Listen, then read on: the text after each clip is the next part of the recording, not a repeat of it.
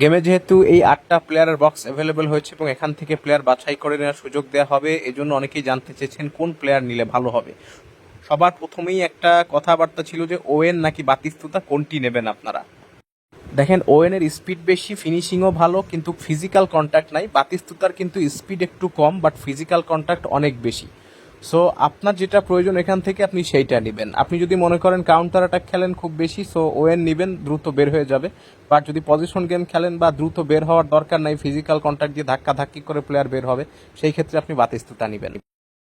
এখন বক্সে attacking midfielder 2 জন আছে, তো কাকে নেবেন আপনি? বার্ক ক্যাম্প আসলে সবসময় ভালো, বাট নাকাতাও কিন্তু অনেক ভালো। এখানে বার্ক ক্যাম্পের এই কার্ডটা অনেক দুর্বল করা হয়েছে, নাকাতার কার্ডটা কিন্তু বার্ক ক্যাম্পের চেয়ে ভালো, সো আপনি ওইটা নিতে পারেন।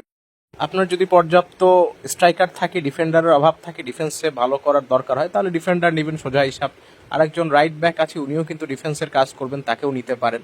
এবং গোলকিপার রয়েছে ভিতর ভাইয়া, যদি বেশি খাটো লাগে এবং ওনার যদি সেভগুলো ভালো না লাগে, সো সেই ক্ষেত্রে যেই আবিয়াত্তি, উনি বেশ লম্বা রয়েছেন, তাকে আপনি কিন্তু নিতে পারেন, বেশ ভালো অ্যাডভান্টেজ পাবেন।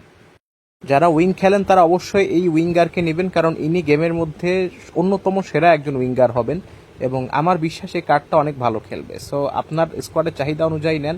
সবচেয়ে বড় কথা, অন্যের দেখা দেখি নেবেন না, নিজের স্কোয়াডের দিকে তাকান, যে পজিশনের প্লেয়ারের অভাব রয়েছে তাকে সাইন আপনি করাবেন, লাভবান হবেন।